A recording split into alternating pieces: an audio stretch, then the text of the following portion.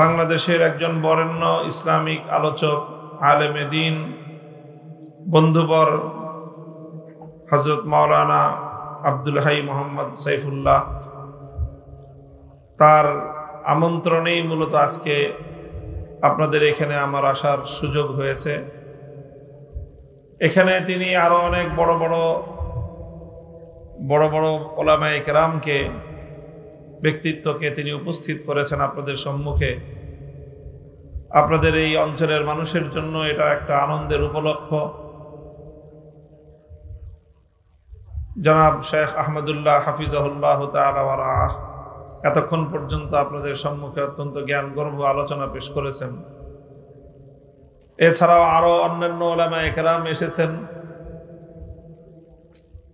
তো একজন আলেমে দ্বীন যদি একটি উদ্যোগ গ্রহণ করে এবং সেই এলাকার মানুষ যদি তাকে সহযোগিতা করে, তাহলে ওলামায়ে কেরাম এ জাতিকে সুন্দর সমাজ বিনির্মাণে যে সুচারু নেতৃত্ব দিতে পারে, সেটা অন্য কোনো সম্প্রদায়ের পক্ষে সম্ভব নয়।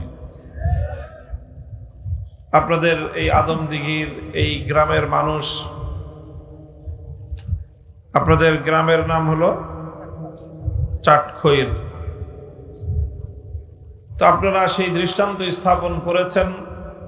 আশা করি এভাবেই আমরা বৃহত্তর পর্যায়ে, রাষ্ট্রীয় পর্যায়ে এবং বৈশ্বিক পর্যায়ে নতুন বিপ্লব আনার যে স্বপ্ন দেখছি, ইনশাআল্লাহ সেই বিপ্লব তো সাধিত হবেই, সন্দেহের কোনো অবকাশ নেই।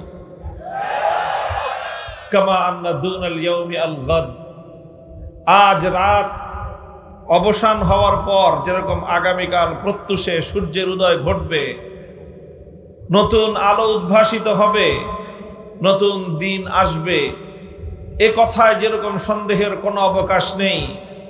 সারা পৃথিবী জুড়ে বিস্তৃত বর্তমান এই জাহেলিয়াতের কবর রচিত হয়ে তার ধ্বংসস্তূপের উপর ইসলামের বিজয়ের পতাকা উড়বে।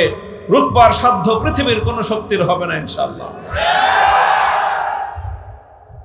এবং পৃথিবীতে তার দিকে দিকে পূর্বাভাস শুরু হয়েছে, অগ্রাভিযান শুরু হয়ে গিয়েছে ইনশাআল্লাহ। তো এভাবে আমরাও আমাদের অঞ্চল থেকে, আমাদের এই জনপদ থেকে ছোট ছোট মসজিদ ভিত্তিক সমাজ গড়বার যে আহ্বান, যে দাওয়াত, মসজিদ মুসলমানদের সকল কাজের কেন্দ্রবিন্দু, এই মসজিদ ভিত্তিক সমাজ যদি আমরা নির্মাণ করতে পারি আজকে ক্ষুদ্র পরিসরে, এটাই আগামী দিনে বৈশ্বিক পরিসরে ইসলামের বিজয়ের প্রথম ধাপ হিসেবে বিবেচিত হবে ইনশাআল্লাহ। আল্লাহ পাক রব্বুল আলামিন আপনাদেরকে কবুল করুন, আপনাদের এই উদ্যোগকে আল্লাহ পাক সাফল্যমণ্ডিত করুন। মুহতারাম হাজিরিন, আমি আপনাদের সম্মুখে কোরআনে কারীমের সূরাতুন নিসার ৬০ নম্বর আয়াতটুকু তেলাওয়াত করেছি। সংক্ষিপ্তভাবে এই আয়াতের উপর কিছু আলোকপাত আমি করব আপনাদের সম্মুখে। আপনারা যেমনটা জানেন, আমার আলোচনার অনেকেই শুনে থাকেন। বর্তমান মিডিয়া এবং সামাজিক যোগাযোগ মাধ্যমের কল্যাণে সামনাসামনি দেখা হোক বা না হোক, যারাই কথাবার্তা বলি আমরা কিছু মানুষের সামনে, আমাদের আলোচনা শুনে আপনারা অভ্যস্ত। আপনারা জানেন যে একটা বিষয় আমার আলোচনার মধ্যে প্রাধান্য পায়, সেই বিষয়টা হলো রাষ্ট্র এবং রাজনীতি। আমি রাষ্ট্র এবং রাজনীতি নিয়ে কিছু কথা আমার আলোচনার মধ্যে থাকেই, এবং এটা আমি পরিকল্পিতভাবে এবং এটা আমি টার্গেটকৃতভাবেই বলে থাকি, ইচ্ছাকৃতভাবেই বলে থাকি। আমার এই কথাগুলো বিপুল পরিমাণ ধর্মপ্রাণ মুসলমানদের মধ্যে যেরকম উদ্দীপনা তৈরি করে, উৎসাহ জাগায়, আবার অনেক মানুষের মধ্যে এক ধরনের বিরক্তি অথবা অ্যালার্জির চুলকানির উপদ্রব তৈরি করে। আমাদের সমাজে কিছু মানুষের মধ্যে পশ্চিমা জাহিলিয়াত, ইসলাম বিরোধী পশ্চিমা যে সমাজ ব্যবস্থা, ইহুদিবাদী যে বিশ্ব ব্যবস্থা তৈরি করা হয়েছে, তারা মানুষের মধ্যে, বিশেষ করে মুসলমানদের মধ্যে পর্যন্ত এইরকম একটা মনোভাব সৃষ্টি করতে চেষ্টা করেছে এবং অনেকাংশে তারা সফল হয়েছে। সেটা হলো যে কোরআনের কথা বলবেন, ধর্মের কথা বলবেন, নামাজের কথা বলবেন, রোজার কথা বলবেন, হজ যাকাতের কথা বলবেন, পর্দা পশিদার কথা বলবেন, হুজুররা সব কিছু বলবেন, কিন্তু রাজনীতি নিয়ে কোনো কথা বলবেন না। এই যে কথাটা, যে অর্থাৎ রাজনৈতিক বিষয় নিয়ে কোনো কথা বলতে গেলে আলেম ওলামাদের কাছ থেকে রাজনীতির কোনো কথা এক শ্রেণীর মানুষ শুনতে চায় না। শুনতে তো চাইবে দূরের কথা, বলতে চাইলে কণ্ঠ চেপে ধরবার চেষ্টা করা হয়। এটার বিরুদ্ধে আমাদের লড়াই, এই জাহিলিয়াতের বিরুদ্ধে আমাদের যুদ্ধ, এই জাহিলিয়াতের বিরুদ্ধে সংগ্রাম করে এই জাহিলিয়াতকে উৎখাত করাটাই হলো আমাদের মঞ্জিলের মাকসাদ।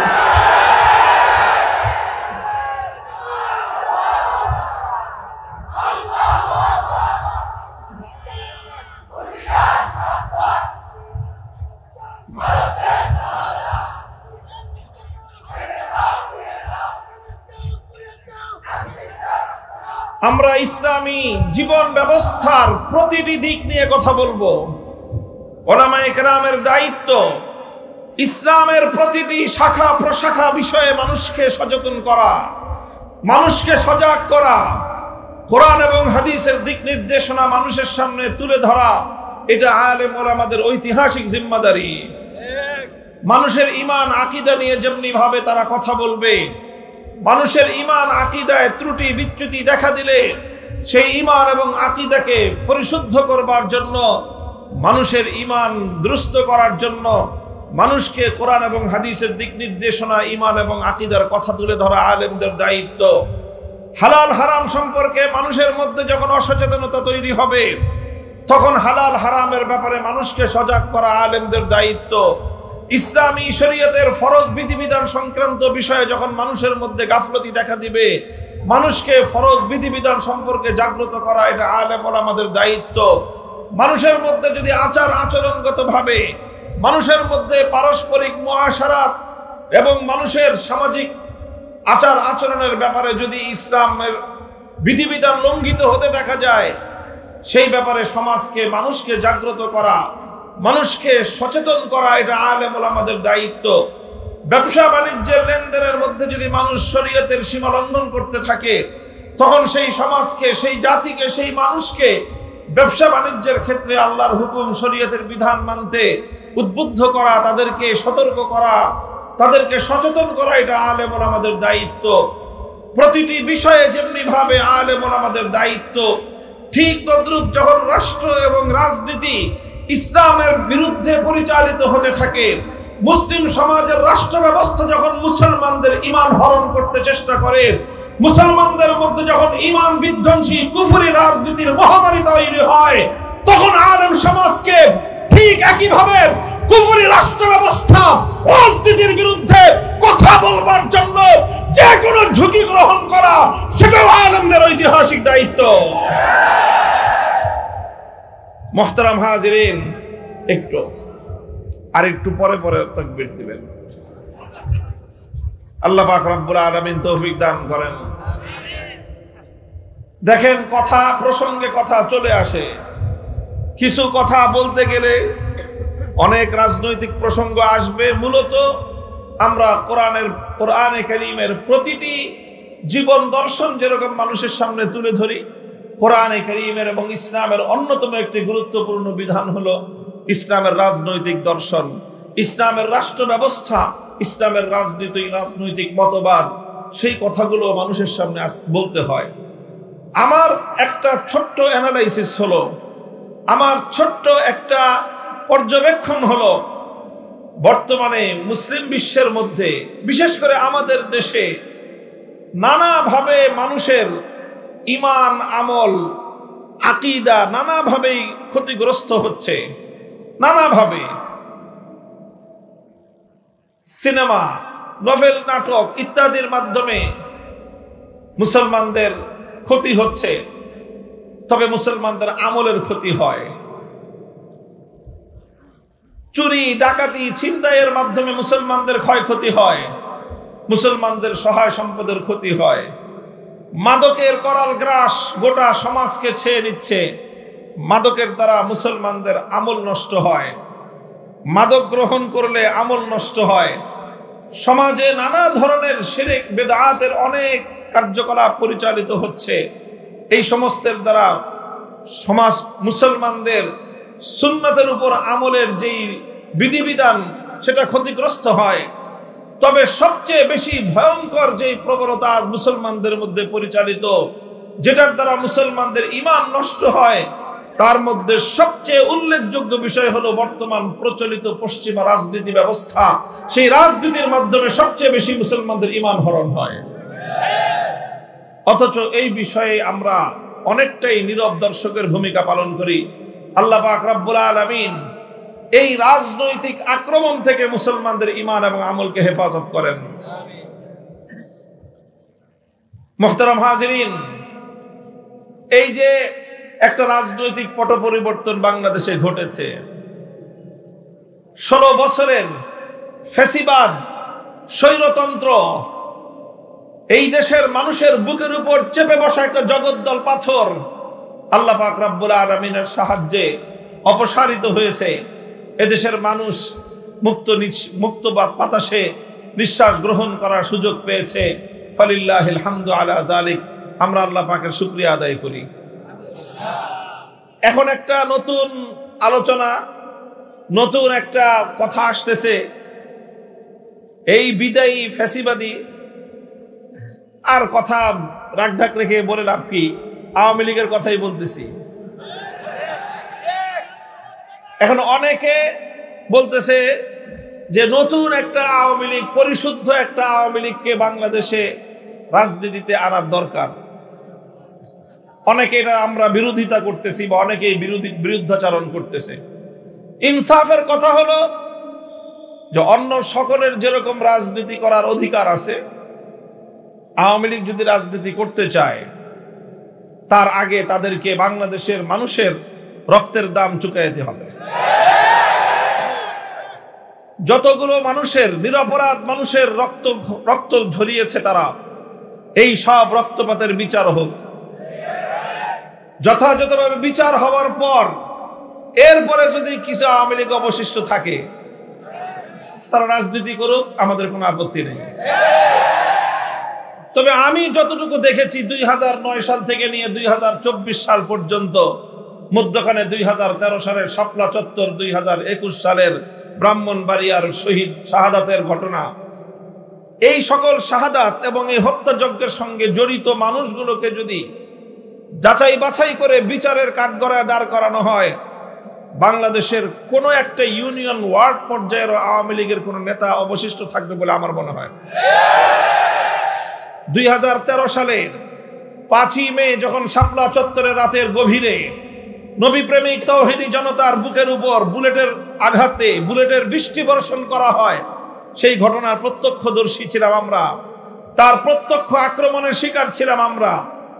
রাতের বেলায় হত্যাযজ্ঞ তো হয়েছেই, এরপরে সকালে যখন এইরকম মানুষগুলো গুলিবিদ্ধ হয়ে, ক্ষতবিক্ষত হয়ে, রক্তাক্ত হয়ে, এই মানুষ হাজার হাজার লক্ষ মানুষের জনতা যখন এইভাবে শাপলা চত্বর থেকে আমরা বিচ্ছিন্ন হয়ে গেলাম, যে যেদিকে পারলো জীবন নিয়ে পালিয়ে গেল। বহু মানুষ রাস্তায় রাস্তায় দেখেছি আহত অবস্থায়, কাউকে দুজন পাজাকোলা করে নিয়ে যাচ্ছে, কাউকে ভর দিয়ে নিয়ে যাওয়া হচ্ছে।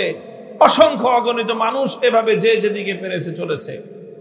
রাজধানী ঢাকার এমন কোনো হাসপাতাল অবশিষ্ট ছিল না যে হাসপাতালগুলোতে আহত মানুষগুলো গিয়ে আশ্রয় না নিয়েছে। প্রতিটি হাসপাতালে কিছুক্ষণের মধ্যেই দুর্বৃত্ত, সেই সময়কার ক্ষমতাসীন দলের দুর্বৃত্তরা প্রতিটি হাসপাতালে গিয়ে রেড দিয়েছে এবং কোথাও কোনো হাসপাতালে শাপলা চত্বরের আহত সেই নবী প্রেমিক জনতা চিকিৎসা গ্রহণ করবার সুযোগ পর্যন্ত পায় নাই। হাসপাতালগুলোতে গিয়ে সেই আহত অর্ধমৃত মানুষগুলোর উপর নতুন করে টর্চার চালানো হয়েছে। বাংলাদেশের কোথাও কোনো bus stand, rail station, launch station, কোনো একটা স্টেশন এমন অবশিষ্ট ছিল না যেখানে শাপলা চত্বর থেকে নবী প্রেমিক জনতা যখন নেমেছে, স্থানীয় গুন্ডা পান্ডা নিয়ে আওয়ামী নেতারা তৌহিদি জনতার উপর হামলা না চালিয়েছে। এরপরে 2024-এর জুলাই আগস্টে ওপেন সারা দুনিয়ার মানুষের কাছে অজস্র অগণিত প্রমাণ, শুধু বাংলাদেশের মিডিয়া নয়, সামাজিক যোগাযোগ মাধ্যম, আন্তর্জাতিক পর্যায় পর্যন্ত, জাতিসংঘ পর্যন্ত সকলের কাছে তার প্রত্যক্ষ দৃষ্টান্ত বিদ্যমান। অসংখ্য অগণিত বুলেটের আঘাত এবং প্রতিটি তৃণমূল পর্যায়ের ছাত্রলীগ, যুবলীগ, আওয়ামী লীগের নেতারা তারা ওপেন খোলা মাঠে বন্দুক নিয়ে, রিভলভার নিয়ে ছাত্র জনতার বিরুদ্ধে, তৌহিদি জনতার বিরুদ্ধে বুলেটের আঘাত ছুড়ে মেরেছে। এইভাবে যদি বিচার করা হয়, এই সকল ডকুমেন্টসগুলোর উপর ভিত্তি করে যদি জুলাই হত্যাকাণ্ড, 2021-এর হত্যাকাণ্ড, 13 সালের হত্যাকাণ্ডের যদি বিচার করা হয়, তাহলে একজনে বলেছে 300 আসনে নির্বাচন করার প্রার্থী পাওয়া কঠিন হবে আওয়ামী লীগের। এরপরে যদি পাওয়া যায়ও, করুক নির্বাচন। যদি এই সব বিচার হওয়ার পরে যদি আওয়ামী লীগ রাজনীতি করতে চায়, করুক। আমি দেখেন এই সমস্ত কথাগুলি বলা আমার উদ্দেশ্য না, এর পরের যে কথাটা এখন বলতেছি সেটা বলা হলো আমার উদ্দেশ্য। আওয়ামী লীগ যদি রাজনীতি করতে চায়, করবেন। তাহলে একটা কথা আমাদের পক্ষ থেকে, আলেম সমাজের পক্ষ থেকে আমি দ্ব্যর্থহীন ভাষায় তাদেরকে বহুবার বলেছি, আজও আপনাদের মাধ্যমে তাদের কর্ণকুহরে আওয়াজ পৌঁছে দিতে চাই। তোমাদেরকে একটা বিষয় সংশোধন করে আগামীর বাংলাদেশের রাজনীতির মাঠে নামতে হবে। সেই বিষয়টা হলো যে আওয়ামী লীগের লোকজনের একটা স্বভাব, তারা মুসলমানরা নামাজ পড়ে, নামাজ নিয়ে আমাদের সঙ্গে তাদের খুব একটা বিতর্ক নাই, রোজা রাখে বিতর্ক নাই, ঈদের নামাজ নিয়ে বিতর্ক নাই, জানাজার নামাজ নিয়ে বিতর্ক নাই, অন্যান্য ধর্মীয় কর্মকাণ্ড নিয়ে বিতর্ক নাই। যখনই আমরা রাষ্ট্রে ইসলামী রাষ্ট্র প্রতিষ্ঠার দাবি তুলি, যখনই আমরা ইসলামী রাজনীতির কথা বলতে চাই, যখনই আমরা ইসলামী রাষ্ট্র প্রতিষ্ঠার কথা বলতে চাই, তখন তারা আমাদের কণ্ঠ চেপে ধরার চেষ্টা করে। ইসলামী রাজনীতিকে তারা বন্ধ করার, ইসলামী রাজনৈতিক যে কোনো তৎপরতা তারা টুটি চেপে ধরবার চেষ্টা করে। এটা হলো আওয়ামী লীগের সবচেয়ে বড় বিরোধ ইসলামপন্থীদের সঙ্গে। তারা ইসলামের রাজনৈতিক উত্থানকে সহ্য করতে পারে না, ইসলামী রাষ্ট্র প্রতিষ্ঠার চেষ্টাকে তারা সহ্য করতে পারে না। বরং তারা সবচেয়ে জঘন্য যে কাজটা করে সেটা হলো ইসলামী রাজনীতি যারা করে, ইসলামী রাষ্ট্র প্রতিষ্ঠার রাজনীতি যারা করে, তাদের এই রাজনৈতিক তৎপরতাকে ধর্ম ব্যবসা বলে আখ্যায়িত করে। মুহতারাম হাজিরিন, মরহুম আল্লামা দেলাওয়ার হোসেন সাঈদী রহমতুল্লাহ আলাইহি একটা কথা বলতেন, আরে ধর্ম নিয়ে রাজনীতি তো তাদেরটা নয় যারা ধর্মকে প্রতিষ্ঠার জন্য রাজনীতি করে। আলহামদুলিল্লাহ, আমরা তো আল্লাহর জমিনে আমাদের ওপেন বক্তব্য, পরিষ্কার ঘোষণা, জীবনের লক্ষ্য আমাদের আল্লাহর জমিনে আল্লাহর দ্বীনকে জিন্দা করব, আল্লাহর জমিনে আল্লাহর দ্বীনকে বিজয়ী করব, আল্লাহর জমিনে কোরআনী শাসন কায়েম করব, আল্লাহর জমিনে খেলাফত কায়েম করব। সেজন্য যদি জীবন দিতে হয়, জীবন দেওয়াকে সৌভাগ্য মনে করব, রক্ত দিতে হলে রক্তের গঙ্গা প্রবাহিত করব, সন্তানদেরকে ইতিম করতে হলে সন্তানরা ইতিম হবে, স্ত্রীদেরকে বিধবা করতে হলে তারা বিধবা হবে।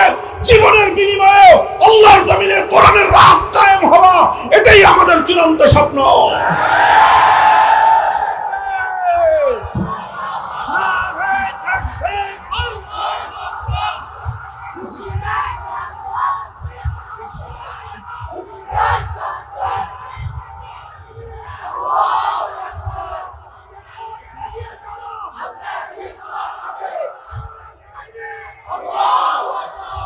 এটা তো আমাদের পরিষ্কার কথা। আমরা আমাদের সবকিছুর বিনিময়ে হলেও আল্লাহর জমিন আল্লাহর দ্বীনকে বিজয়ী করতে চাই, কোরআনের রাজ কায়েম করতে চাই। ইসলামী শাসন ব্যবস্থা প্রতিষ্ঠা করতে চাই। আল্লাহর এই জমিনকে আল্লাহর আইন দ্বারা আমরা শাসন এবং পরিচালনা করতে চাই।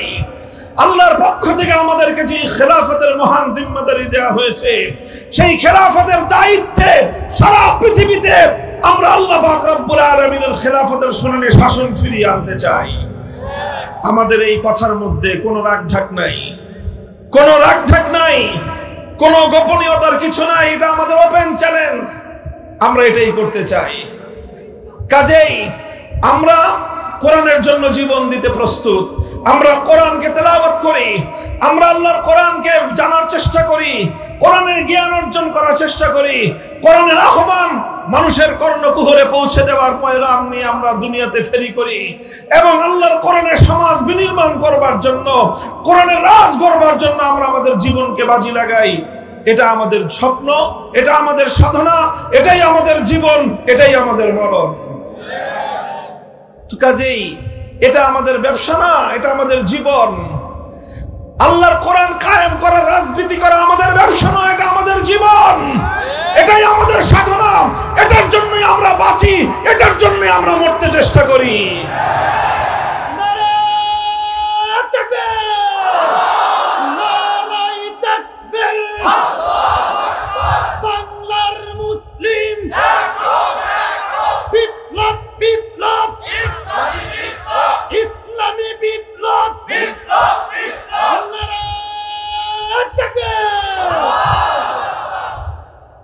তবে ইসলাম নিয়ে ব্যবসা করে এক শ্রেণীর মানুষ আছে, ধর্ম নিয়ে ব্যবসা করে এক শ্রেণীর মানুষ আছে। এরা কারা? ধর্ম নিয়ে ব্যবসা করে তারা। নির্বাচন আসলে যারা মাথায় পট্টি বাঁধে, নির্বাচন আসলে যারা হাতে তসবিহ নেয়, নির্বাচন আসলে যারা মাথায় টুপি পরে মসজিদের মধ্যে গিয়ে মুসল্লিদের সঙ্গে কোরআনের পক্ষে থাকবার জন্য প্রত্যয় ব্যক্ত করে, আবার নির্বাচনের মাধ্যমে মানুষের ভোটটাকে ধোঁকা দিয়ে আদায় করবার পর, নির্বাচিত হয়ে যাওয়ার পর আল্লাহর কোরআনের বিরুদ্ধে যারা আইন তৈরি করে।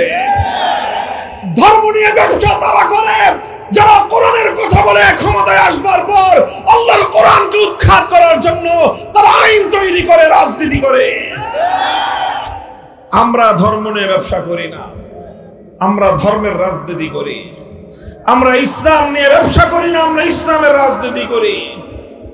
এই কথাটা আমি অত্যন্ত আন্তরিকতার সাথে আওয়ামী লীগের অবশিষ্ট নেতাকর্মীদেরকে বলবো, আগামী দিনে যদি বাংলাদেশে রাজনীতি করতে হয়, আপনাদের এই মনোভাব এবং এই দৃষ্টিভঙ্গি পরিবর্তন করবেন যে ইসলামী রাজনীতিকে ধর্ম ব্যবসা বলা হয় না।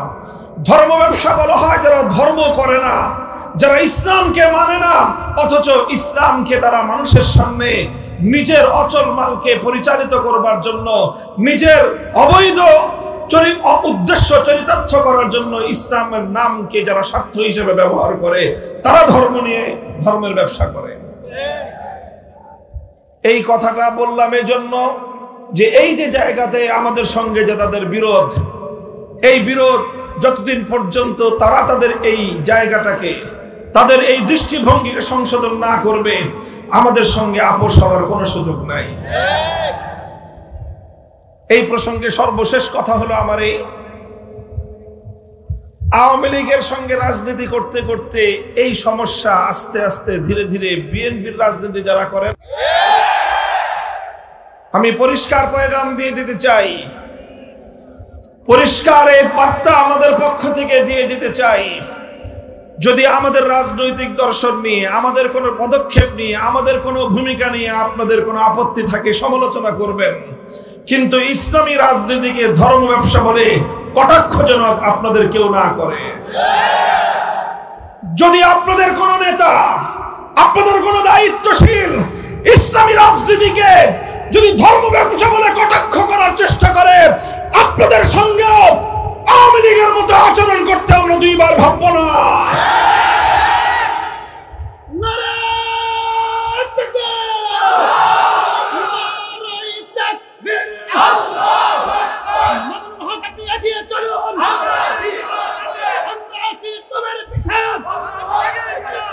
বাংলার মুসলিম, দুনিয়ার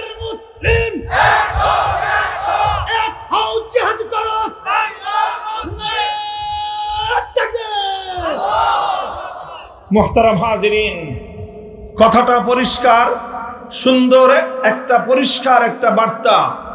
আমি বাংলাদেশে যারা ইসলাম বিরোধী রাজনীতি যারা করেন অথবা অনইসলামিক রাজনীতি যারা করেন তাদের প্রতি আমাদের পরিষ্কার বার্তা। এখন মুখে কথা বলছি, সুন্দরভাবে বুঝিয়ে বলছি। যদি আপনি ইসলামের বিরুদ্ধাচরণ করতে চান, গণতান্ত্রিক দেশে ইসলামের বিরুদ্ধাচরণ করতে পারেন। মনে রাখেন, ইসলামের বিরুদ্ধাচরণ করে কেউ ইসলামের এই আল্লাহর প্রজ্বলিত এই আলোক নিভিয়ে দিতে পারবে না। ইসলামের জন্মের প্রথম দিন থেকে ইসলামের বিরুদ্ধাচরণ করা হয়েছে। সকল বিরুদ্ধবাদীরাই একদিন ধ্বংস হয়ে গেছে। ইসলাম তার স্বমহিমায় পৃথিবীতে তার আলো বিকিরণ করেই গিয়েছে। আজও আপনি চাইলে আপনি ইসলামের বিরুদ্ধাচরণ করতে পারেন, কিন্তু ইসলাম প্রতিষ্ঠার রাজনীতিকে ধর্ম ব্যবসা বলে কটাক্ষ করবার চেষ্টা করবেন না। আজ এ কথা শান্ত কণ্ঠে বলছি। মনে রাখবেন, এ দেশে আমরা ধীরে ধীরে আলহামদুলিল্লাহ আল্লাহর কোরআনের প্রতি, ইসলামী অনুশাসনের প্রতি, ইসলামী শাসন ব্যবস্থার প্রতি, খেলাফতের শাসন ব্যবস্থার প্রতি, ইসলামী রাজনীতির প্রতি শুধুমাত্র আলেম সমাজ নয়, শুধুমাত্র মাদ্রাসা মসজিদের জনশক্তি নয়, প্রতিটি বিশ্ববিদ্যালয়ে, প্রতিটি ক্যাম্পাসে, প্রতিটি কলেজে, স্কুলে পর্যন্ত ইনশাআল্লাহ আল কোরআনের সৈনিক তৈরি হতে শুরু করেছে। আমরা ইসলামী রাজনীতির আহ্বান সমাজের প্রতিটি মানুষের কাছে পৌঁছে দিতে চাই। সমালোচনা করতে হয়, করবেন। ইসলামী রাজনীতিকে ধর্ম ব্যবসা বলে আখ্যায়িত করবার, ইসলামী রাজনীতিকে ধর্ম ব্যবসা বলে কটাক্ষ করার এই আস্পর্ধা বাংলার মাটিতে বেশি দিন বরদাস্ত করা হবে না। ইসলামী রাজনীতির বিরুদ্ধে কেউ যদি কটাক্ষ করে, সরাসরি ইসলামের অবমাননা। যেমনি ভাবে ইসলামের যে কোনো বিধানকে কটাক্ষ করলে ইসলামের অবমাননা হয়, ইসলামের যে কোনো বিধানকে কটাক্ষ করলে আল্লাহর অবমাননা হয়, ঠিক তদ্রুপ ইসলামী রাজনীতিকে কটাক্ষ করলে আল কোরআনের অবমাননা হয়। ইসলামী রাজনীতিকে কটাক্ষ করলে আল্লাহর অবমাননা হয়, ইসলামী রাজনীতিকে কটাক্ষ করলে ইসলামী শরীয়তের অবমাননা হয়, ইসলামী রাজনীতিকে কটাক্ষ করলে আল্লাহর জমিনে ইসলামী রাজনীতির প্রবর্তক নবী মুহাম্মদ আরবীর কটাক্ষ এবং অবমাননা করা হয়। সাবধান, হুঁশিয়ার, এটা ঈমানের সঙ্গে জড়িত একটা প্রশ্ন। আল্লাহ পাক রব্বুল আলামিন সকলকে বুঝবার তৌফিক দান করেন। আমি কোরআনে কারীমের যে আয়াত তেলাওয়াত করেছিলাম, সেই আয়াতের আলোচনার দিকে যেতেই পারলাম না। দীর্ঘ আলোচনা আমি করব না। কোরআনে কারীমের সূরাতুন নিসার মধ্যে ৬০ নম্বর আমার তেলাওয়াতকৃত আয়াতে আল্লাহ পাক রব্বুল আলামিন একটি প্রশ্ন রেখেছেন।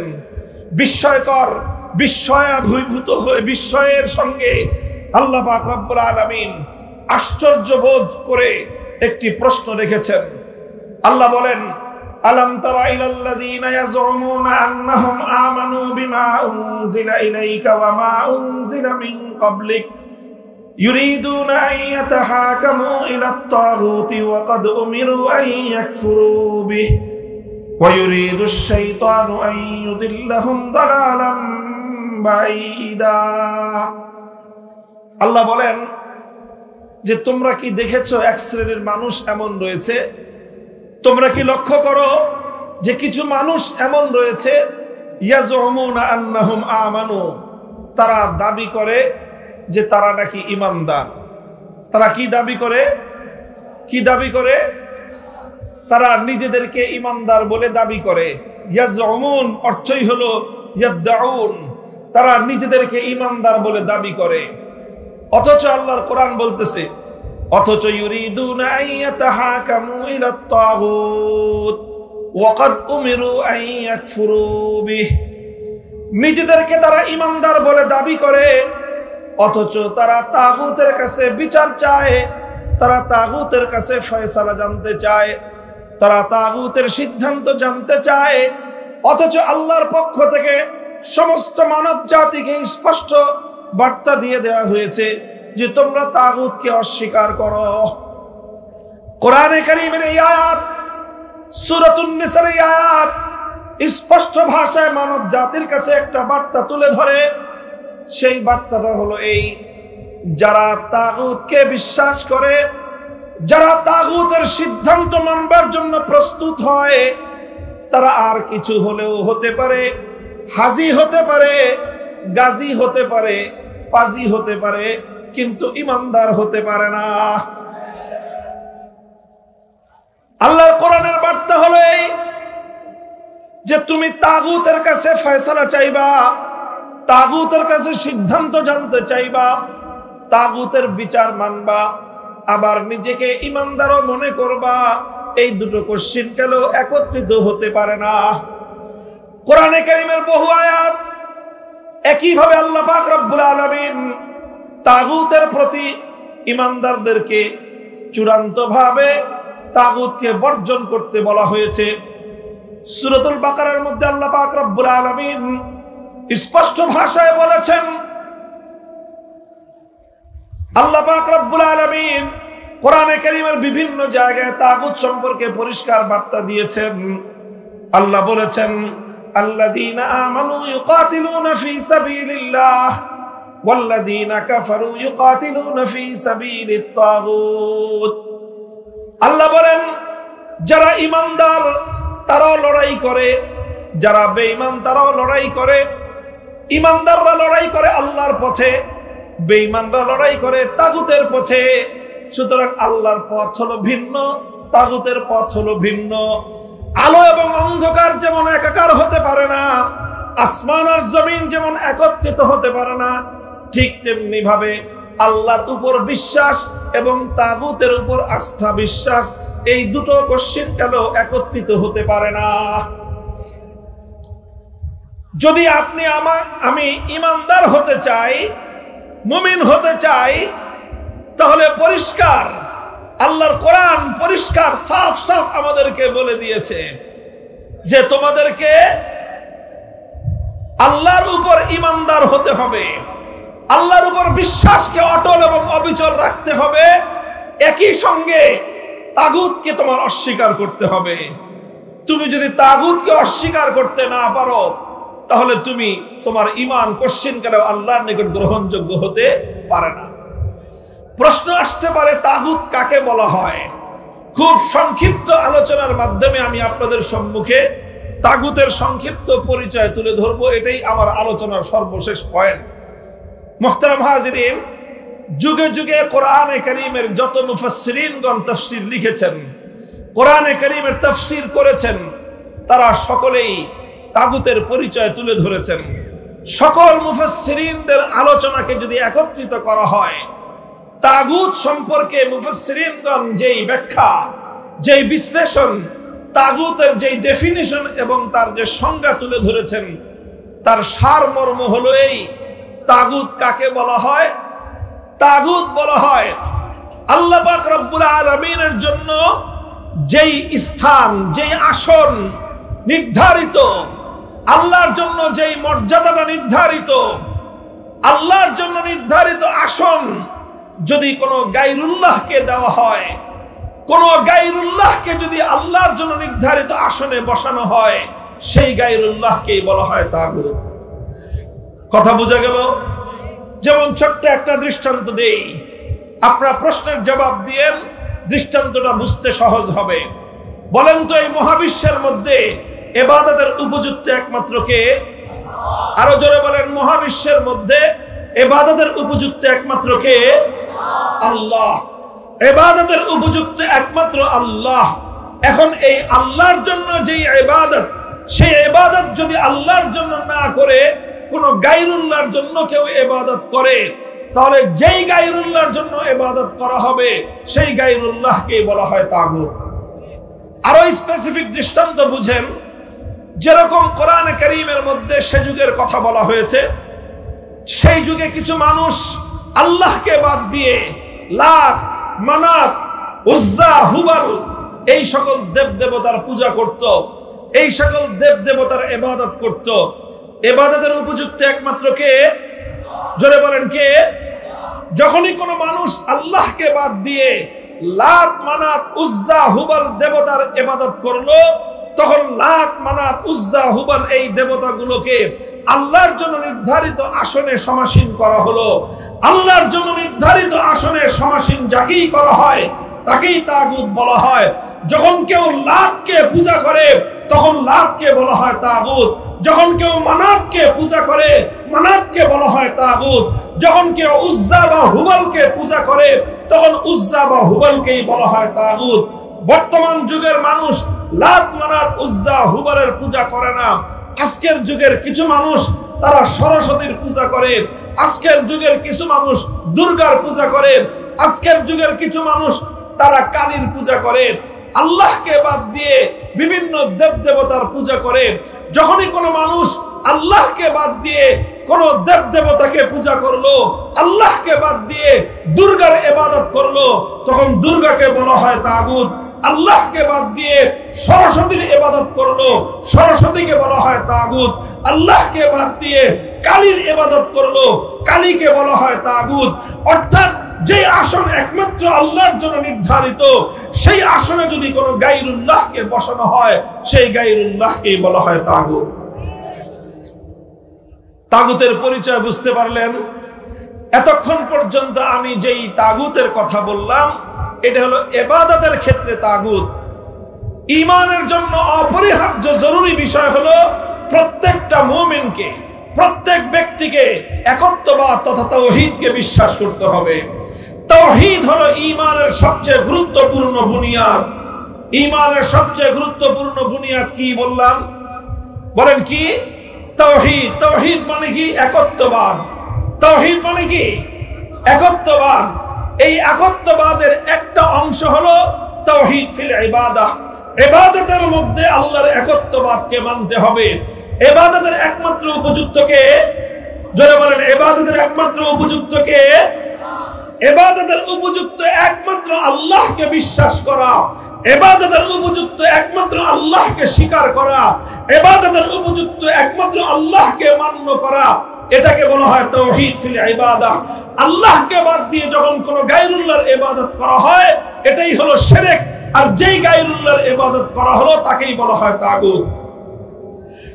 ইবাদতের মধ্যে যেরকম তাওহীদকে বিশ্বাস করতে হয়, ঠিক তাওহীদের আরেকটা গুরুত্বপূর্ণ অংশ হলো তাওহীদ ফিল হাকিমিয়াহ। হাকিমিয়াতের অর্থ হলো এই আসমান এবং জমিন সহ মহাবিশ্বের মধ্যে মাখলুকাতের জন্য, সকল সৃষ্টি জগতের জন্য আইন তৈরি করবার, বিধান তৈরি করবার একমাত্র অধিকার কার? চিৎকার করে বলেন, এই মহাবিশ্বের মধ্যে আইন এবং বিধান তৈরি করবার চূড়ান্ত ক্ষমতা একমাত্র কার? এই মহাবিশ্বের মধ্যে ইবাদতের উপযুক্ত একমাত্র কে? ইবাদতের উপযুক্ত যেমন একমাত্র আল্লাহ, ঠিক তদ্রূপ মহাবিশ্বের মধ্যে আইন এবং বিধান তৈরি করবার একমাত্র অধিকার কার? একমাত্র অধিকার হলো আল্লাহর। ইবাদতের উপযুক্ত একমাত্র আল্লাহ। এটাকে বলা হয় তাওহীদ ফিল ইবাদাহ, ইবাদতের তাওহীদ। ঠিক তদ্রূপ আইন এবং বিধান তৈরি করবার ক্ষেত্রে চূড়ান্ত ক্ষমতা একমাত্র আল্লাহর। এটাকে বলা হয় তাওহীদ ফিল হাকিমিয়াহ, অর্থাৎ আইন তৈরি করবার, বিধান তৈরি করবার তাওহীদ। এবার আমি আপনাদেরকে জিজ্ঞাসা করি, কোন একজন মানুষ যদি আল্লাহরও ইবাদত করে আবার দুর্গারও পূজা করে, লোকটা ইমানদার না বেঈমান? একজন মানুষ 24 ঘন্টার মধ্যে 23 ঘন্টা 55 মিনিট আল্লাহর ইবাদত করলো, শুধুমাত্র 5 মিনিটের জন্য কোন গায়রুল্লাহর ইবাদত করলো, কোন দেবতার পূজা করলো, আপনারা বলেন দেখি লোকটা ইমানদার না বেঈমান? কারণ কি? সে তো 23 ঘন্টা 55 মিনিট অথবা 23 ঘন্টা 59 মিনিট সে একমাত্র আল্লাহর ইবাদত করলো, আর একটা মিনিট শুধুমাত্র আল্লাহকে বাদ দিয়ে কোন গায়রুল্লাহর ইবাদত করলো। এরপরে কি লোকটা ইমানদার থাকতে পারে? কেন থাকতে পারবে না? কারণ ঈমানের সঙ্গে কোন শিরক গ্রহণযোগ্য হতে পারে। মুহতারাম হাজিরিন, কথাটা এই জায়গায় একটু লক্ষ্য করে বুঝুন, একটু মনোযোগ দিয়ে বোঝার চেষ্টা করুন। বড় এক ভয়াবহ বিপদের মধ্যে মুসলিম উম্মাহকে নিমজ্জিত করে দেয়া হয়েছে। ইসলামী রাজনীতি নিয়ে কোনো কথা বলি, রাজনৈতিক বিষয় নিয়ে জন্যই কথা বলি, কারণ রাজনৈতিক কুফরি মতবাদের মাধ্যমে লক্ষ কোটি মুসলমানদের ঈমানকে যেভাবে হরণ করা হচ্ছে, অন্য কোন কার্যকলাপের মাধ্যমে এই পরিমাণ মুসলমানের ঈমান হরণ হয় না। বন্ধুগণ, আমার বাংলাদেশের কোন একজন মুসলমান এক মিনিটের জন্য, এক মুহূর্তের জন্য কোন একটা দেবতার পূজা করবে, কোন মুসলমান সেটা দেখে বরদাস্ত করতে পারে না। কারণ প্রত্যেকটা মুসলমান এই কথা জানে যে ইবাদতের একমাত্র উপযুক্ত হলো আল্লাহ। আল্লাহকে বাদ দিয়ে কোন গায়রুল্লাহর যদি পূজা করা হয়, তাহলে এক মুহূর্তের জন্য কোন গায়রুল্লাহর ইবাদত করলে একজন মানুষ আর কিছু হলেও হতে পারে, ঈমানদার থাকতে পারে না। কিন্তু বড় দুঃখ এবং পরিতাপের বিষয়, ইবাদতের উপযুক্ত যেরকম একমাত্র আল্লাহ, ওই এক আল্লাহকে বাদ দিয়ে গায়রুল্লাহর ইবাদত করলে যেরকম মানুষের ঈমান থাকে না, ঠিক তদ্রূপ মানব জাতির জন্য, বিশ্বের জন্য, গোটা মাখলুকাতের জন্য আইন এবং বিধান তৈরি করবার একমাত্র অধিকার কার? এটাও তো তাওহীদ, এটাও তো আল্লাহর একত্ববাদ। অথচ অসংখ্য অগণিত মানুষ ইসলামের নাম ধারণ করে, অসংখ্য অগণিত মানুষ 5 ওয়াক্ত নামাজ পড়ে, অসংখ্য অগণিত মানুষ বছর বছর হজ করে, প্রতি বছর রোজা রেখে, অসংখ্য অগণিত মানুষ মাথায় টুপি পরে, মুখে দাড়ি রেখে, তারা তাওহীদ ফিল হাকিমিয়্যার বিশ্বাসকে লঙ্ঘন করে আল্লাহর আইনের জায়গায় গায়রুল্লাহর আইনকে সমান মর্যাদা দিয়ে তারা তাদের ঈমানকে ধ্বংস করে বেঈমান আর মুশরিকে পরিণত হচ্ছে। এই বিষয়ে কোনো কথা নাই। এই বিষয়ে কথা বলতে গেলেই আমাদের টুটি চেপে ধরবার চেষ্টা করা হয়। এই বিষয়ে মুসলমানদেরকে সতর্ক করতে গেলেই বলে যে হুজুররা ওয়াজের মাঠে রাজনীতি করবেন না। আমরা তো রাজনীতি করতে চাই নাই, কিন্তু যখন আমরা দেখি রাজনীতির মাধ্যমে সরল প্রাণ মুসলমানদের ঈমান হরণ করা হয়, তখন সেই কুফরি রাজনীতির বিরুদ্ধে কথা বলা আলেমদের ফরজ। সেই কুফরি রাজনীতির বিরুদ্ধে তখন কথা বলা, উম্মতকে সতর্ক করা প্রত্যেকটা ঈমানদার আলেমের দায়িত্ব এবং কর্তব্য হয়ে দাঁড়ায়। মুহতারাম হাজিরিন, এই কথা অনেক লম্বা দীর্ঘ একটা আলোচনার বিষয়। রাত গভীরে এত সূক্ষ্ম বিষয় দীর্ঘ আলোচনা করবার কোনো সুযোগ আমার নাই। আমি শুধু আল্লাহর পয়গম্বরের একটি হাদিসের উদ্ধৃতি দিচ্ছি আপনাদেরকে, বিষয়টা একটু বোঝানোর জন্য। লক্ষ্য করে বুঝেন, এরপরে আলোচনা সমাপ্ত হবে। হযরতে আদী ইবনে হাতেম রাদিয়াল্লাহু তাআলা আনহু আল্লাহর নবীর একজন জলিলুল কদর সাহাবী, অতি উচ্চ মর্যাদা সম্পন্ন একজন সাহাবী। নাম হলো তার আদী, তার বাবার নাম হাতেম তাই। আমরা হাতেম তাইয়ের নাম শুনেছি, বিশ্ববিখ্যাত, পৃথিবীর মধ্যে একজন দানবীর। আজও পর্যন্ত পৃথিবীতে দান এবং মানুষকে উপকার করার ক্ষেত্রে এক কিংবদন্তি নাম হলো হাতেম তাই। এই হাতেম তাইর ছেলে ছিলেন আদী ইবনে হাতেম। আদী ইবনে হাতেম তিনি তার গোত্রের একজন সর্দার ছিলেন, প্রধান ছিলেন। তারা খ্রিস্টান জাতি ছিলেন। সেই আদী ইবনে হাতেম আল্লাহর নবীর কাছে আসলেন নবীজির সঙ্গে দেখা করতে। নবীজির কাছে এসে দেখেন যে আল্লাহর নবী কোরআনে কারীমের সূরাতুল বারাতের আয়াত তেলাওয়াত করতেছেন। ইত্তাখাযু আহবারাহুম ওয়া রুহবানাহুম আরবাবাম মিন দুনিল্লাহ। ইত্তাখাযু আহবারাহুম ওয়া রুহবানাহুম আরবাবাম মিন দুনিল্লাহ। আল্লাহ পাক রব্বুল আলামিন কোরআনে কারীমের মধ্যে খ্রিস্টানদের সম্পর্কে একটা অভিযোগ করেছেন। অভিযোগটা হলো, খ্রিস্টানরা তাদের মধ্যকার 2 শ্রেণীর মানুষ। এক হলো আহবার, অর্থাৎ তাদের মধ্যে যারা জ্ঞানী সম্প্রদায়, আরেক হলো তাদের রুহবান, তাদের মধ্যে যারা পাদ্রী সম্প্রদায়। তাদের জ্ঞানী এবং তাদের পাদ্রী, এই 2 শ্রেণীর মানুষকে তারা রব বলে গ্রহণ করে নিয়েছে, আল্লাহকে বাদ দিয়ে। এটা হলো খ্রিস্টানদের ধর্মবিশ্বাস। যখন আল্লাহর নবী কোরআনের আয়াত শুনলেন, এই আয়াত তেলাওয়াত করলেন, আদী ইবনে হাতেম আল্লাহর নবীর কাছে প্রশ্ন করলেন, যে ইয়া রাসূলুল্লাহ, আপনার কোরআনের মধ্যে, আপনাদের ধর্মগ্রন্থে আমাদের খ্রিস্টানদের সম্পর্কে যে অভিযোগটা করা হয়েছে, সেই অভিযোগটা তো অবাস্তব। আল্লাহর নবী বললেন, কিভাবে অবাস্তব? বললেন, আমরা তো কোনোদিন কোনো খ্রিস্টান আমাদের কোনো জ্ঞানীকে আমরা রব বলি নাই। আমরা তো কোনোদিন আমাদের কোনো জ্ঞানী ব্যক্তির পূজা বা ইবাদত করি না। আমরা তো কোনোদিন আমাদের মধ্যকার কোনো পাদ্রীর পূজা করি না। আমরা তো কোনোদিন আমাদের কোনো পাদ্রীকে আমাদের রব বলে আমরা ঘোষণা করি নাই। তাহলে আপনি কেন বলছেন যে খ্রিস্টানরা তাদের পাদ্রী এবং তাদের জ্ঞানীদেরকে রব বলে গ্রহণ করে নিয়েছে? এই কথাটা তো খ্রিস্টানদের সম্পর্কে ঠিক নয়। আল্লাহর নবী তখন আদি ইবনে হাতেমকে পাল্টা প্রশ্ন করলেন, হে আদি তুমি জবাব দাও, হে আদি তুমি জবাব দাও যে তোমরা আলাস্তুম হারামতুম মা হারামুহু ওয়া আহলালতুম মা আহাল্লুহু। তুমি আমাকে একটা জবাব দাও, তোমাদের খ্রিস্টানদের মধ্যে এমন কোন রীতি আছে কিনা যে আল্লাহ পাক রব্বুল আলামিন কোন একটা জিনিসকে বৈধ বলেছেন, অথচ আল্লাহর সেই হালালকৃত বৈধ জিনিসটাকে তোমাদের জ্ঞানী এবং পাদ্রীরা মিলে যদি অবৈধ ঘোষণা করে দেয়, তখন খ্রিস্টান তোমরা সম্প্রদায়, তোমাদের জ্ঞানীদের, তোমাদের সুশীল সমাজ যখন সেটাকে অবৈধ বলল, আল্লাহ বৈধ বলেছেন, হালাল বলেছেন, তোমাদের সুশীলরা যখন সেটাকে হালাল অবৈধ বলে দেয়, তোমরা সেটাকে অবৈধ বলে মেনে নাও। আবার বিপরীতে আল্লাহ যেটাকে অবৈধ করেছেন, আল্লাহ যেটাকে হারাম করেছেন, তোমাদের জ্ঞানী সম্প্রদায়, পাদ্রী সম্প্রদায় মিলে সেটাকে যখন বৈধ বলে দেয়, তখন তোমরা সেটাকে বৈধ বলে মেনে নাও। এমন বিষয় খ্রিস্টানদের মধ্যে আছে কিনা? তখন আদি ইবনে হাতেম বললেন, হ্যাঁ ইয়া রাসূলুল্লাহ, এই ধরনের বিষয় তো খ্রিস্টানদের মধ্যে আছে। খ্রিস্টানদের মধ্যে এমন অহরহ ঘটনা ঘটে যখন তাদের আল্লাহ প্রদত্ত কোনো বিধান, আসমানি শরীয়তের কোনো বিধান যখন তাদের পছন্দ হয় না, আল্লাহ যেটাকে বৈধ করলেন এটা তাদের পছন্দ হয় না, তখন তাদের পাদ্রীরা এবং তাদের জ্ঞানীরা মিলে সেটাকে অবৈধ ঘোষণা করে দেয়, আর খ্রিস্টান সম্প্রদায় সেটাকে অবৈধ বলে মেনে নেয়। আবার যখন আল্লাহ যেটাকে অবৈধ করেছেন সেটা তাদের করতে মনে চায়, তখন তাদের জ্ঞানী এবং তাদের পাদ্রী সম্প্রদায় বলে বসে তারা একটা আইন পাশ করে দেয় যে এখন থেকে এটা বৈধ। তখন গোটা খ্রিস্ট সম্প্রদায় সেটাকে বৈধ বলে মেনে নেয়। এই বিষয়টা আছে।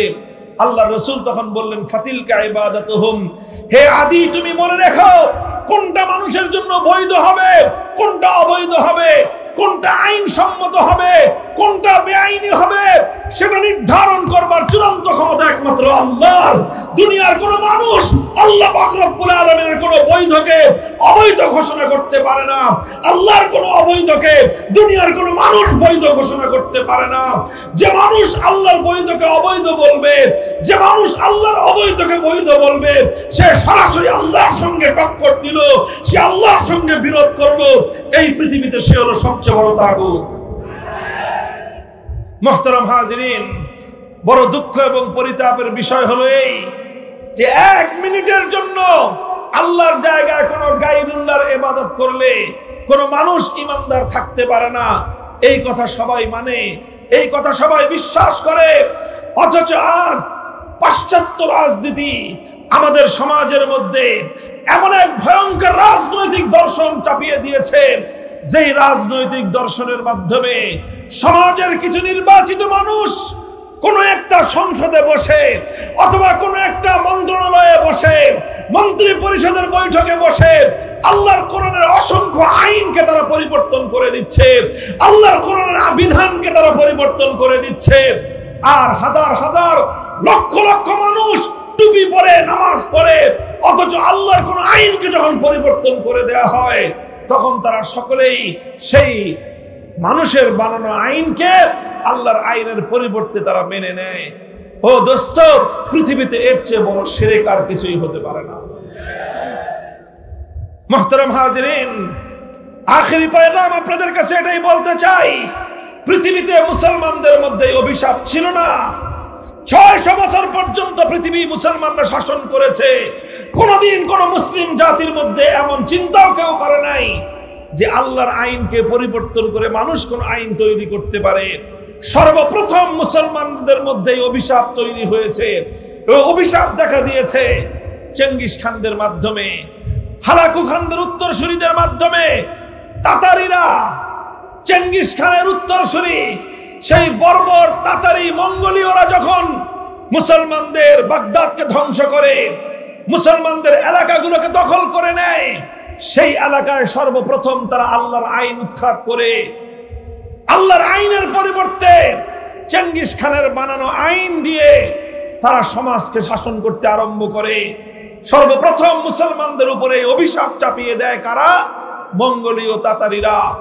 যখন এই অভিশাপ মুসলমানদের উপর চেপে বসে, এই বিপদ যখন মুসলমানদের উপর চেপে বসে, মুসলমানদের আলেম সমাজ, মুসলমানদের নেতৃত্ব লক্ষ লক্ষ মানুষের রক্তের বিনিময়ে, শাহাদাতের বিনিময়ে এই চেঙ্গিসি ফিতনা আল্লাহর আইনের পরিবর্তে মানুষের বানানো আইনকে মোকাবেলা করার জন্য, মুসলিম সমাজ থেকে উৎখাত করার জন্য তারা অবিরাম সংগ্রাম করেছেন।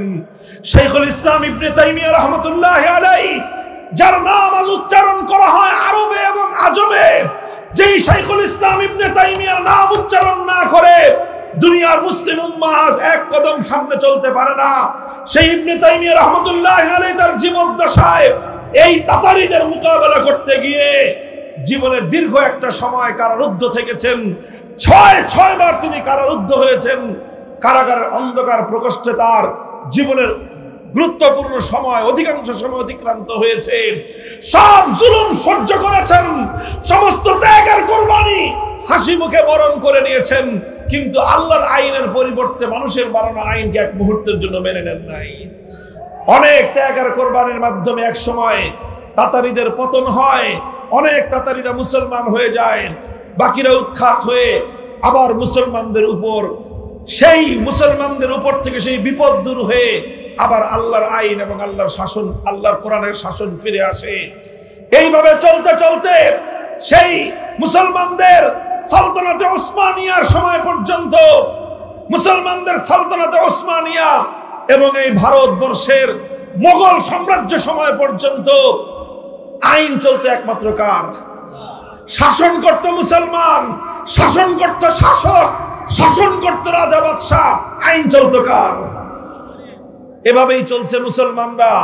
যখন 1757 সালে সর্বপ্রথম এই ব্রিটিশ বর্ষ, এটা যখন এই ভারতবর্ষকে ব্রিটিশরা দখল করে, মুসলমানদের রাজত্বকে দখল করে, ব্রিটিশরা যখন তাদের গোলামির জিঞ্জির দিয়ে জাতিকে বন্দী করে নেয়, তখন তারা সবচেয়ে বড় যে বিপদটা মুসলমানদের কাঁধের উপর চাপিয়ে দিয়েছিল, তাদের স্বাধীনতা কেড়ে নিয়েছে, দেশ কেড়ে নিয়েছে, সম্পদ কেড়ে নিয়েছে, এটা বড় বিপদ ছিল না, বরং সবচেয়ে বড় বিপদ ছিল ব্রিটিশরা। তারা মুসলমানদের সমাজ থেকে আল্লাহর আইন, আল্লাহর কোরআনের আইন, শরীয়তের আইনকে উৎখাত করে ব্রিটিশ প্রবর্তিত আইন মুসলমানদের উপর চাপিয়ে দেয়।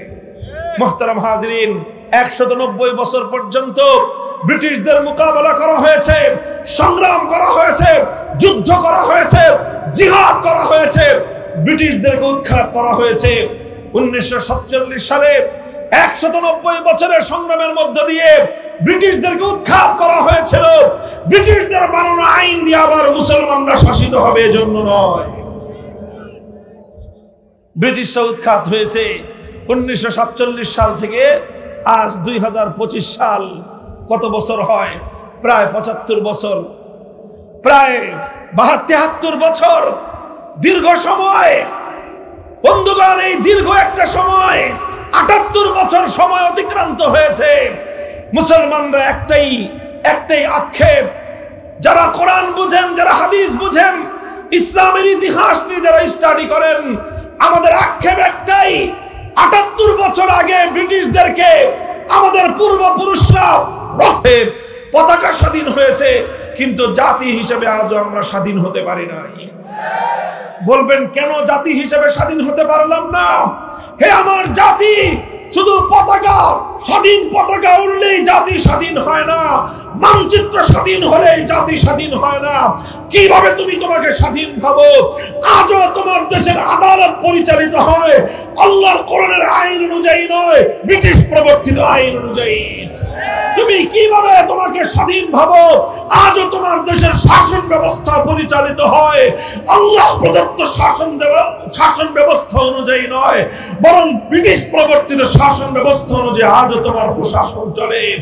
আজও তোমার শিক্ষা ব্যবস্থা আল্লাহর কোরআনী শিক্ষা চলে না, ইসলামী শিক্ষা ব্যবস্থা দিয়ে তোমার দেশ চলে না, বরং ব্রিটিশ প্রবর্তিত শিক্ষা ব্যবস্থা দিয়ে আজও তোমার দেশ পরিচালিত হয়। আজও তোমার দেশের অর্থনীতি আল্লাহ প্রদত্ত অর্থ ব্যবস্থা দিয়ে চলে না, আজও তোমার অর্থনীতি ব্রিটিশ প্রবর্তিত সুদ ভিত্তিক অর্থ ব্যবস্থা দিয়ে পরিচালিত হয়। যে দেশের অর্থ ব্যবস্থা ব্রিটিশ প্রবর্তিত, যে দেশের শিক্ষা ব্যবস্থা ব্রিটিশ প্রবর্তিত, যে দেশের শাসন ব্যবস্থা ব্রিটিশ প্রবর্তিত, যে দেশের আইন ব্রিটিশ প্রবর্তিত, তাদের মানচিত্র স্বাধীন হতে পারে, পতাকা স্বাধীন হতে পারে, সে জাতি আজও স্বাধীনতা পায় নাই।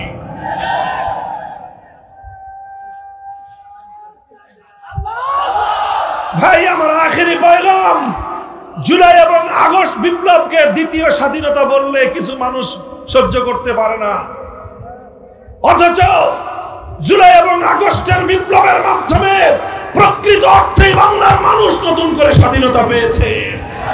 তবে আমি তার সঙ্গে যুক্ত করতে চাই, আমরা একবার 1947 সালে স্বাধীনতা পেয়েছিলাম ব্রিটিশের গোলামীর শেকল থেকে, আরেকবার 71 সালে স্বাধীনতা পেয়েছিলাম পশ্চিম পাকিস্তানি স্বৈরাচারী খান পাঠানদের জুলুমের হাত থেকে, আবার 2024 সালে নতুন স্বাধীনতা পেয়েছি যুগের নব্য লেডি ফেরাউনের জুলুম এবং স্বৈরতন্ত্র থেকে।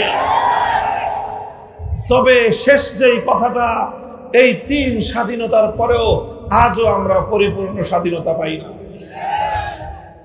বলবেন হুজুর 3টা স্বাধীনতা পাইলাম এরপরেও পরিপূর্ণ হয় নাই। আমি বলবো না, আজও আমরা পূর্ণ স্বাধীন হই নাই।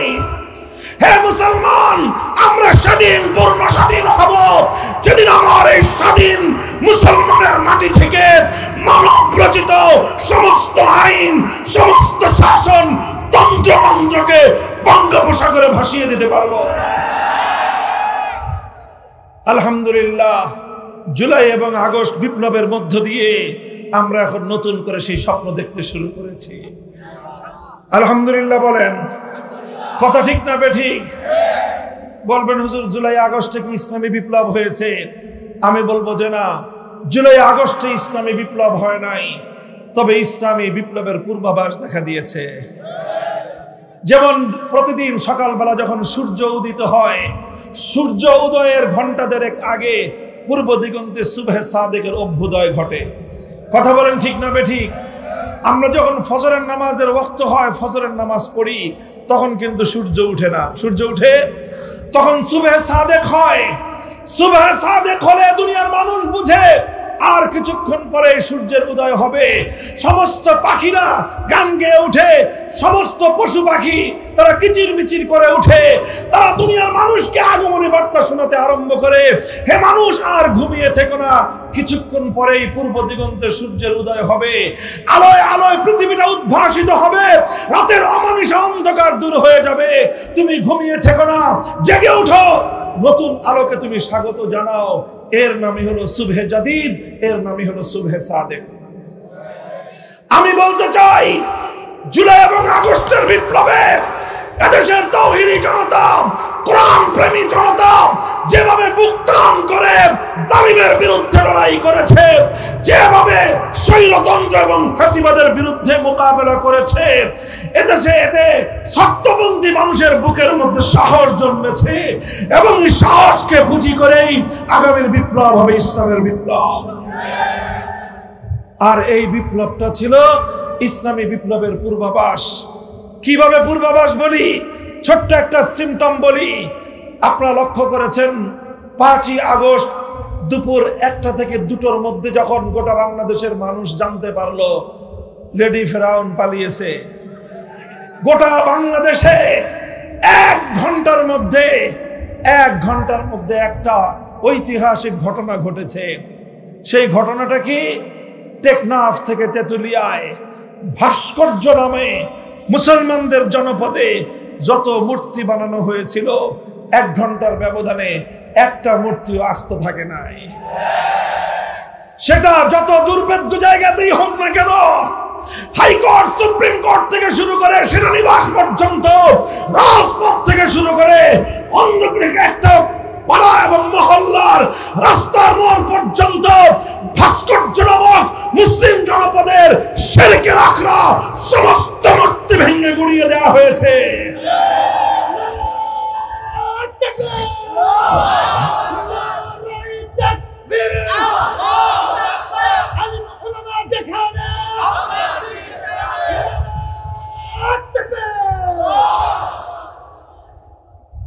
এটা বিপ্লবের সিম্পটম। কারা এই ভাস্কর্যগুলো ভেঙেছিল? বিপ্লবীরা। কথা বলেন ঠিক না বেঠিক? এ থেকে স্পষ্ট একটা বার্তা পাওয়া যায়।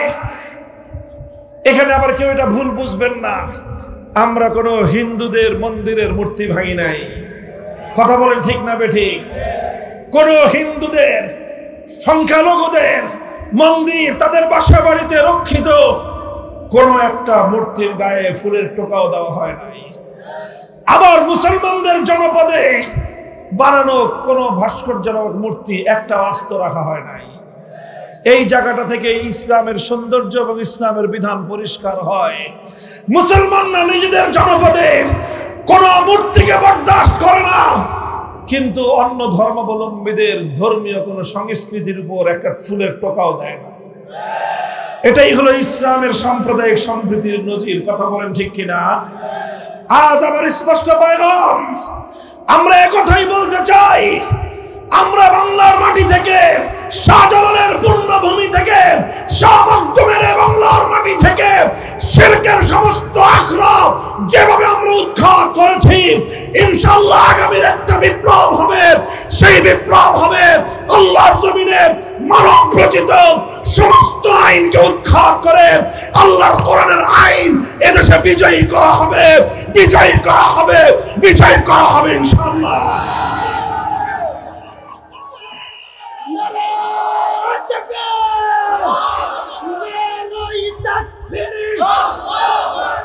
দুনিয়ার মুসলিম বিপ্লব, বিপ্লব, ইসলামী বিপ্লব, ইসলামী বিপ্লব, বিপ্লব, বিপ্লব, বাংলার ভবিষ্যৎ ইসলামী বিপ্লব।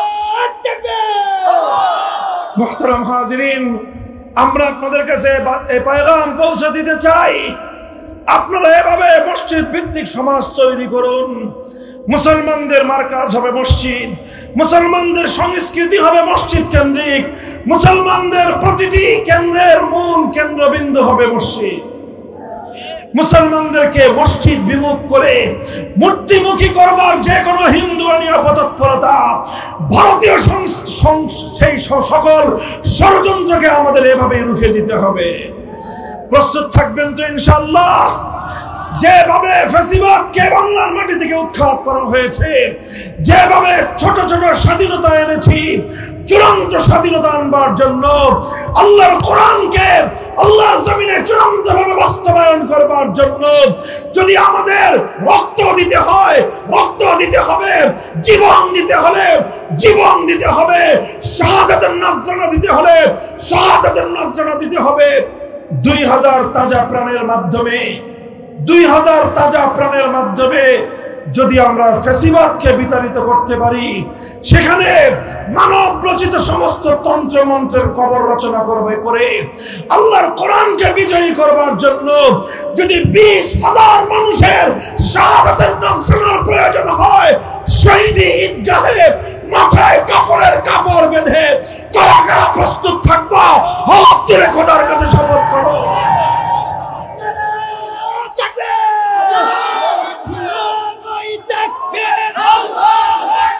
দুনিয়ার মুসলিম, দুনিয়ার মুসলিম, বিপ্লব, বিপ্লব, ইসলামী বিপ্লব, ইসলামী ভবিষ্যৎ, ইসলামী বিপ্লব।